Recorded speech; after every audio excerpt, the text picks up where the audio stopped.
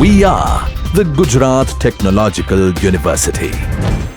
Since its inception over a decade ago, GTU has been empowering young and curating minds to realize their true potential. Over 4 lakh inspired students are enrolled with one of the premier academic universities in India. With more than 450 affiliated colleges in its fold operating across 5 zones of the state, GTU, the International Innovative University, your place to move forward.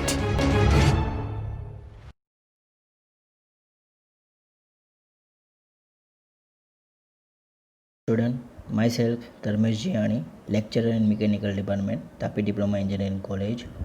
Now MD subject ની અંદર unit number 3 projection and section of solid ના અંદર projection of સોલિડને આપણે વધારે ડિટેલમાં જોઈએ. તો first solid અને એના ટાઈપ્સ આપણે જોઈએ. તો અહીંયા સોલિડને ફર્સ્ટ આપણે ગ્રુપ એ અને ગ્રુપ બી એ રીતના 2 ગ્રુપમાં આપણે ડિવાઈડ કરી દીધેલા છે. now ગ્રુપ એમાં જે સોલિડ જોવા મળે છે એને અંદર આપણે સિલિન્ડર અને પ્રિઝમનો સમાવેશ થશે અને ગ્રુપ બીમાં કોન અને પિરામિડનો સમાવેશ થાય છે. now ગ્રુપ એમાં જે બી સોલિડ છે એના અંદર જોઈએ તો કે ટોપ અને બેઝ બંનેના શેપ છે સેમ જોવા મળશે, એટલે કે 2 બેઝ હશે એને. બટ ગ્રુપ બીના અંદર સિંગલ બેઝ હશે અને ટોપ પર એપેક્સ પોઈન્ટ હશે. જે ઉપરના ટોપ પોઈન્ટ દેખાય છે એને આપણે એપેક્સ પોઈન્ટ કહેતા હોઈએ છીએ.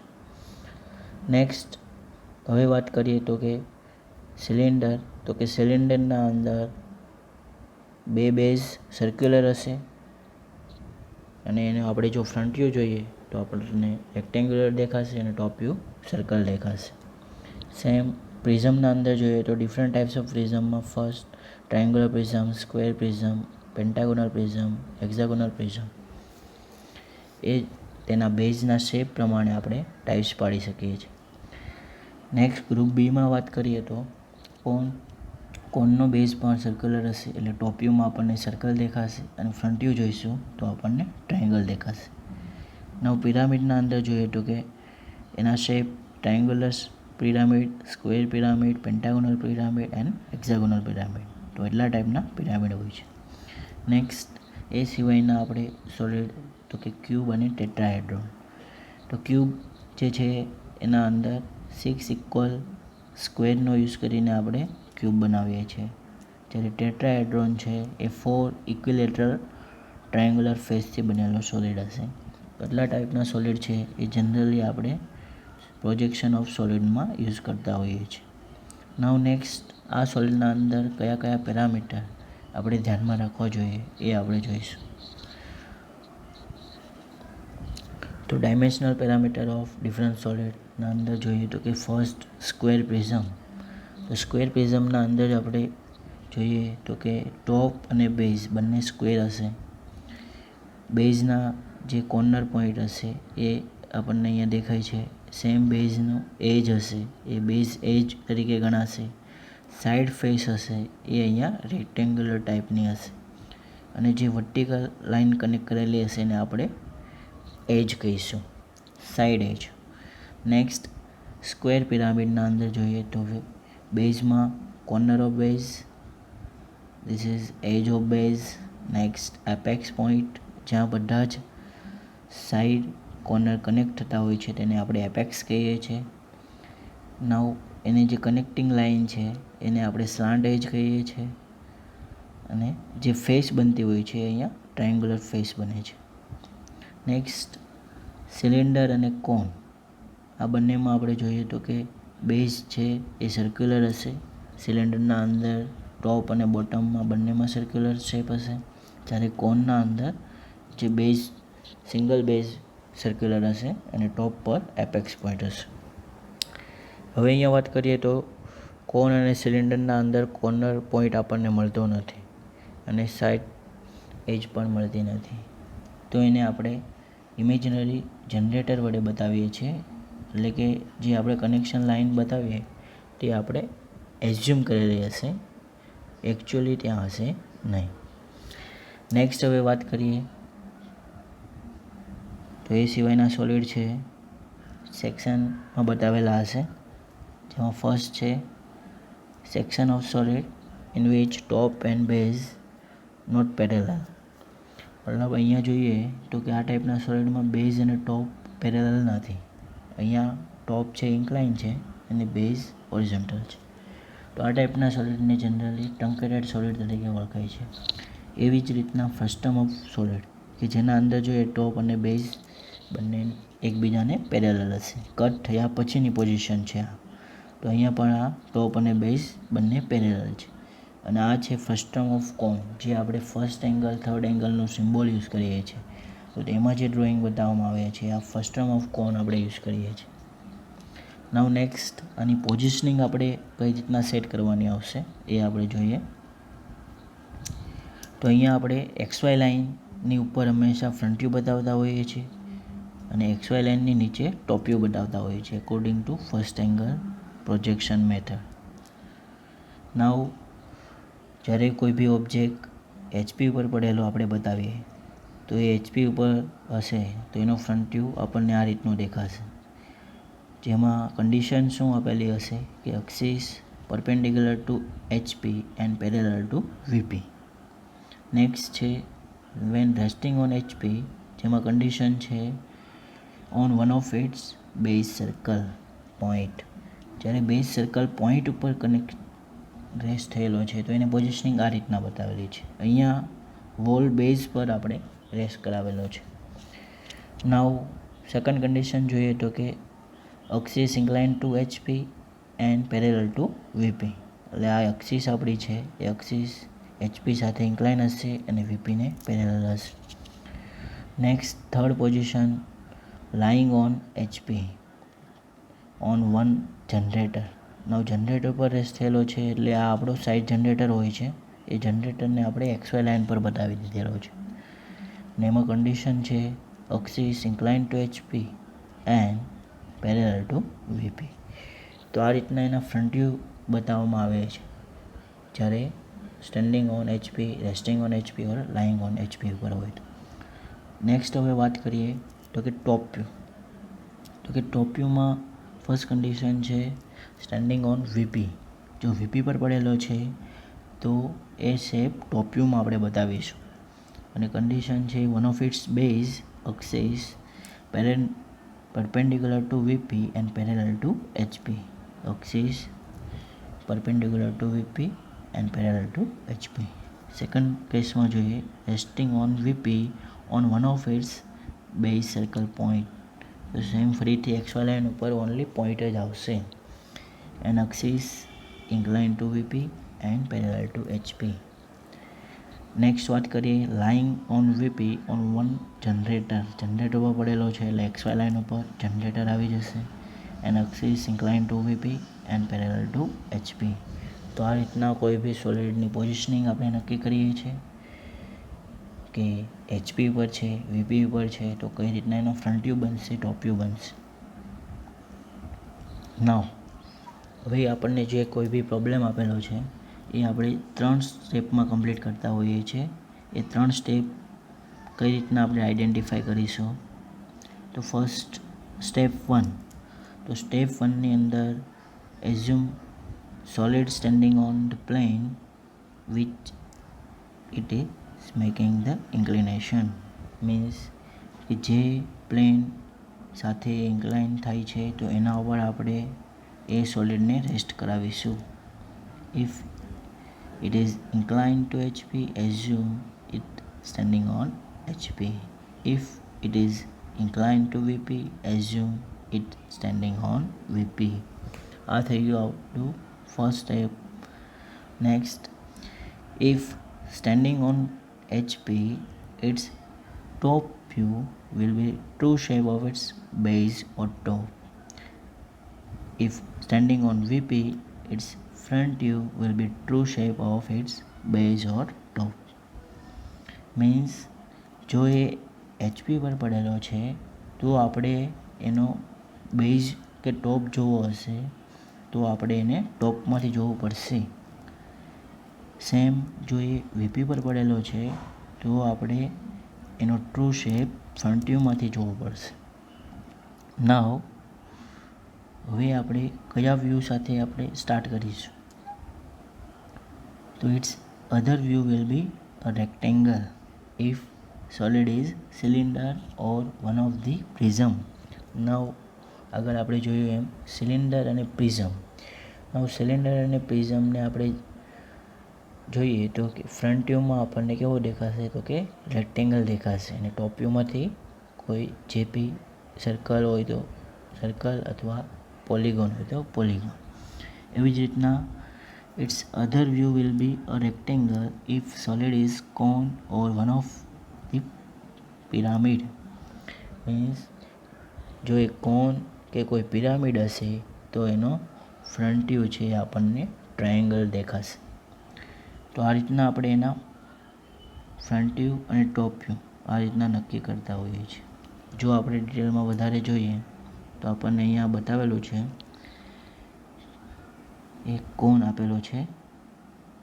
એ કોન 3 સ્ટેપમાં આપણે બતાવેલો છે. ફર્સ્ટ આપણને જે કોન આપેલો છે 3 steps if solid is inclined to HP.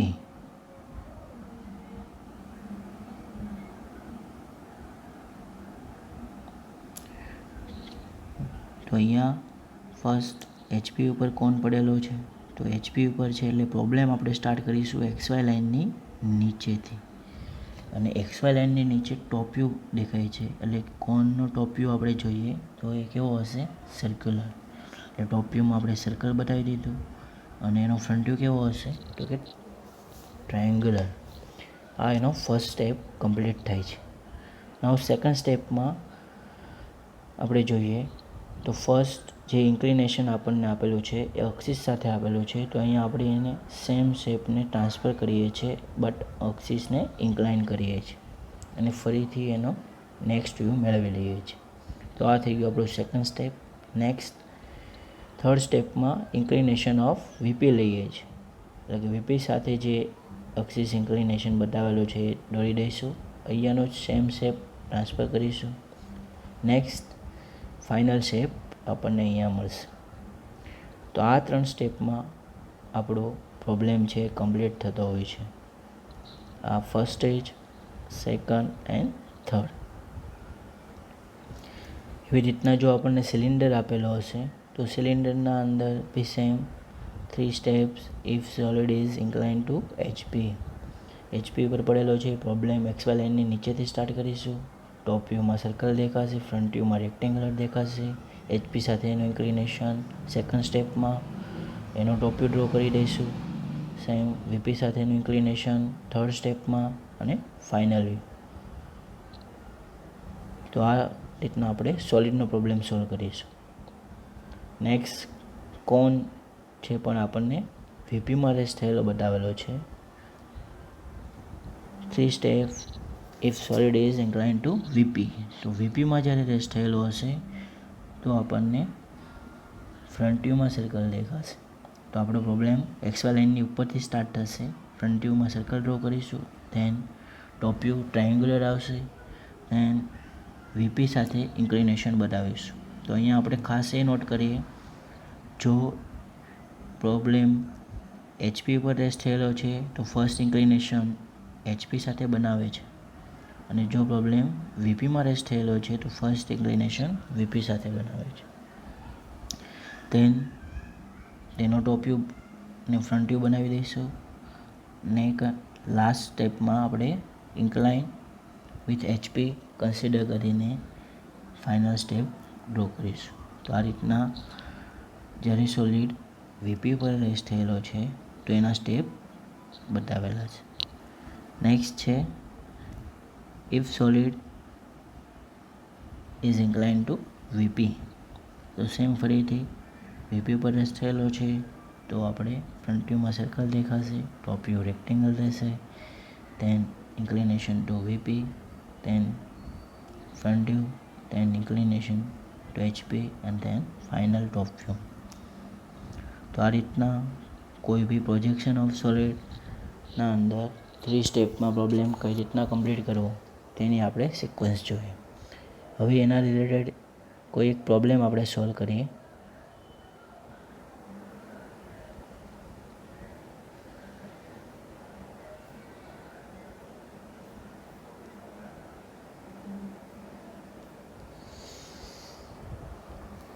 તો અહીંયા આપણને પ્રોબ્લેમમાં ક્વેશ્ચન આપી દીધેલો છે.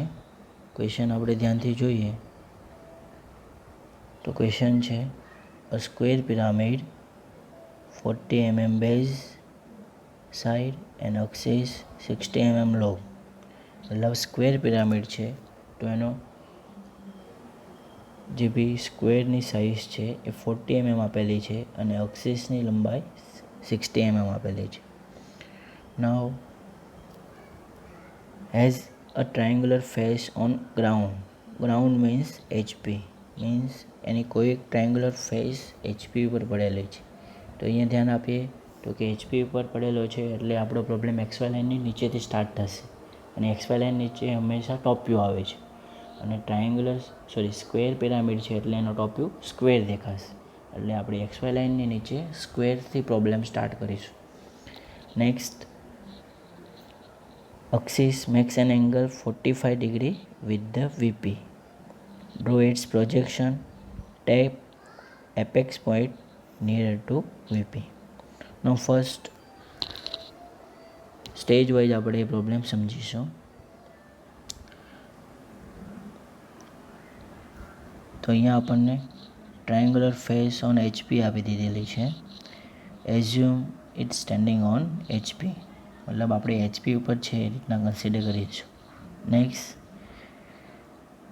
It's top view will show true shape of base, means કે અહીંયા જે ટોપ વ્યૂ છે એ આપણો સ્ક્વેર છે એટલે સ્ક્વેર આપણે પહેલાં કમ્પ્લીટ કરીશું. તો અહીંયા આપણે જોઈએ તો અહીંયા આપણી આ XY લાઇન આપી દીધેલી છે, XY લાઇન હોરિઝોન્ટલ દોરેલી છે, દેન નીચે આપણે સ્ક્વેર ડ્રો કરેલો છે. નાવ આ સ્ક્વેર કમ્પ્લીટ થયા પછી એના અંદર આપણે ડાયાગોનલ કનેક્ટ કરેલા છે. કેમ તો કે પિરામિડમાં હંમેશા ટોપ વ્યૂમાંથી જોઈશું તો એની સ્લાન્ટ એજ આપણને દેખાશે, તો એ આપણે બતાવવી પડશે ડાર્ક લાઇનથી. નાવ બેઝના જે પોઈન્ટ છે એ ABCD દ્વારા આપણે બતાવેલા છે અને જે એપેક્સ પોઈન્ટ છે એને O દ્વારા આપણે બતાવેલો છે. અહીંયા એ વાતનું ધ્યાન રાખીશું એ ટોપ વ્યૂમાં જે બી પોઈન્ટ બતાવીએ છીએ એ વિધાઉટ ડેશ આવશે અને ફ્રન્ટ વ્યૂમાં જે પણ પોઈન્ટ આવશે એ વિથ ડેશ આવશે. એટલે XY લાઇનની નીચે હંમેશા ટોપ વ્યૂ હોય છે એટલે ટોપ વ્યૂમાં આપણે વિધાઉટ ડેશ પોઈન્ટ બતાવેલા છે. Than next, first step complete થયા પછી એના પ્રોજેક્શન આપણે લઈ લઈશું. એ પ્રોજેક્શન ઉપર લઈ જઈને એનો જે ટ્રાયંગ્યુલર છે શેપ એ બનાવી દઈએ. તો એ ટ્રાયંગ્યુલર શેપમાં આપણને બેઝની જે લેન્થ છે એ તો આપણે આપી દીધી છે 40, પણ જે હાઇટ છે એ 60 mm એક્સિસ લેન્થ ઉપરથી આપણને મળશે. એ પ્રમાણે આપણે ટ્રાયંગલ કમ્પ્લીટ કરીને નીચેના પોઈન્ટ જોઈએ તો અહીંયાથી આપણને AB પોઈન્ટ મળશે અને અહીંયાથી C અને D પોઈન્ટ મળશે. તો એને આપણે બેઝમાં બતાવી દીધેલા છે અને એપેક્સ પોઈન્ટ O છે તો એને O ડેશ વડે બતાવેલા છે. તો અહીંયા આપણે જે બી પોઈન્ટ બતાવેલા છે ફ્રન્ટ વ્યૂમાં એ ડેશ સાથે બતાવેલા છે. તો આ આપણું થઈ ગયું ફર્સ્ટ સ્ટેપ કમ્પ્લીટ. હવે આપણે જઈએ સેકન્ડ સ્ટેજ ઉપર. તો સેકન્ડ સ્ટેજમાં શું કરીશું તો કે આપણને HP સાથે ઇન્ક્લિનેશન નહીં પરંતુ જે બી ટ્રાયંગ્યુલર ફેસ છે એ HP ઉપર રેસ્ટ થયેલી બતાવેલી છે. તો અહીંયાની જે ટ્રાયંગ્યુલર ફેસ છે O dash C dash D dash એને આપણે XY લાઇન ઉપર રેસ્ટ કરાવવાની છે. તો સેમ આ જ ટ્રાયંગ્યુલર છે એને આપણે રેસ્ટ કરાવવાનો રહેશે XY લાઇન ઉપર, કોઈ ચેન્જીસ કર્યા વગર. શેપ પણ સેમ રહેશે, પોઈન્ટ પણ સેમ રહેશે. Than next,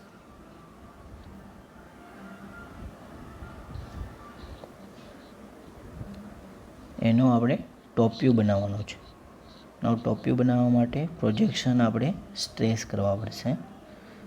first O dash અને O પોઈન્ટનું પ્રોજેક્શન મેચ થશે O1 આગળ.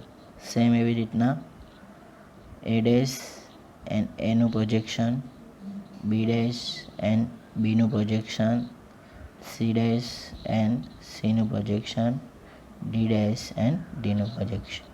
તો આ રીતના પ્રોજેક્શન મેળવીને આપણે પોઈન્ટ મળી રહ્યા. નાવ એ પોઈન્ટ આપણે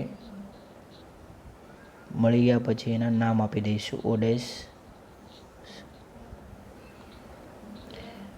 પોઈન્ટના નામ છે O1, A1, B1, C1 અને D1. અહીંયા નામ આપણે ચેન્જ કર્યા કારણ કે હવે જે આપણને શેપ મળશે નવો શેપ મળશે, એટલે આપણે નવા નામ 1 વડે બતાવેલા છે. નાવ હવે એના ઉપર જે લાઇન કનેક્શન છે એ કઈ રીતના કરવાની છે. તો લાઇન કનેક્શન માટે ખાસ એ ધ્યાન રાખવાનું છે કે ફર્સ્ટ આપણે ઓબ્ઝર્વરની ડાયરેક્શન નક્કી કરીશું. આ આપણો ટોપ વ્યૂ છે, જેને આપણે કઈ રીતના જોવાના છે તો કે આપણે જે ફ્રન્ટ વ્યૂ છે એ ફ્રન્ટ વ્યૂને ટોપમાંથી જોઈએ તો આપણને આ ટોપ વ્યૂ મળે. હવે ફ્રન્ટ વ્યૂને ઉપરથી જોઈએ તો જે બી નજીકની વસ્તુ છે એ આપણને ફૂલ લાઇનથી દેખાશે. નજીકની means O dash, A dash, O dash, B dash એ આપણી નજીક છે, એટલે ફૂલ લાઇનથી બતાવવામાં આવશે. અને O dash, C dash, O dash, D dash એ આપણાથી દૂર છે, તે ડોટેડથી બતાવવામાં આવશે. તો અહીંયા આપણે કનેક્શન જોઈએ તો ફર્સ્ટ પહેલાં તો બાઉન્ડ્રી હોય એ પણ આપણી ફૂલ જ હશે, એટલે O1, A1 કનેક્શન આપી દીધું, O1, B1નું કનેક્શન આપી દઈએ, B1, C1, C1, D1 અને A1, D1 કનેક્ટ કરી દઈશું. Then AB. નવ ABની પોઝિશન આપણે ક્યાંથી નક્કી કરીએ તો અહીંયાથી. તો એ જે ઓબ્ઝર્વરની નજીક છે તેને આપણે ફૂલ લાઇનથી બતાવી દઈશું. હવે જે રિમેનિંગ લાઇન રહી એ OD અને OC. તો અહીંયા આપણે જોઈએ તો OC અને OD ઓબ્ઝર્વરથી દૂર રહેશે, જેથી આપણે એને ડોટેડ લાઇનથી બતાવેલી છે અહીંયા. તો આ રીતના આપણે લાઇન છે એ ડોટેડ આવશે કે કન્ટિન્યુઅસ એ આપણે નક્કી કરીશું. તો આ રીતનો આપણો સેકન્ડ સ્ટેપ કમ્પ્લીટ. ધેન હવે જઈએ થર્ડ સ્ટેપ પર. થર્ડ સ્ટેપમાં જે બી ઇન્ક્લિનેશન છે એ VP સાથેનું આપણે નક્કી કરેલું છે. તો અહીંયા આપણે જોઈએ તો ક્વેશ્ચનની અંદર આપણને આપી દીધેલું છે કે vertical plane containing the axis makes an angle 45 degree with the VP. મતલબ જે આપણી ટ્રાયંગ્યુલર ફેસ HP પર પડેલી છે તે આપણી VP સાથે ઇન્ક્લિનેશન બનાવે છે.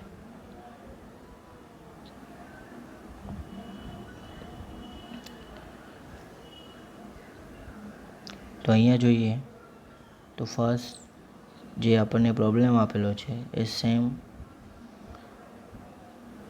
અહીંયા આપણે પેસ્ટ કરવાનું છે, બટ એને ઇન્ક્લિનેશન કરવાનું છે XY લાઇન સાથે, અને એ ઇન્ક્લિનેશન આપણને આપેલો છે 45. નવ અહીંયા સાથે સાથે એ કન્ડિશન પણ ધ્યાનમાં રાખવાની છે કે એપેક્સ પોઈન્ટને કન્ડિશન શું આપેલી છે. તો જો એપેક્સ પોઈન્ટ તમને નિયર ટુ VP આપેલો હશે તો આપણે એપેક્સ પોઈન્ટ XY લાઇનની નજીક જશે, અને apex point away from VP આપેલો હશે તો એપેક્સ XY લાઇનથી દૂર જશે.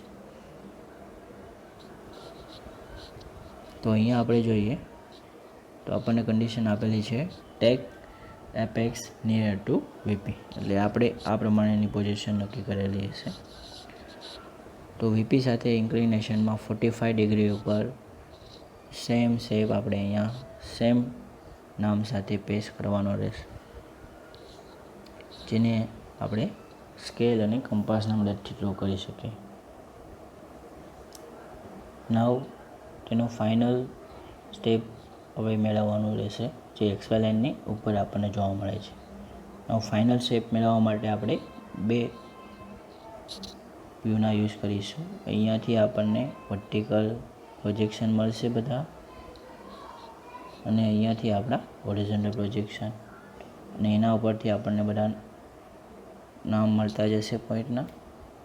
અહીંયા જે નામ છે એ અહીંયાના બંનેના મિક્સઅપ થશે એટલે O-1 થશે નામ. એવી રીતના A-1, B-1, C-1 and D-1.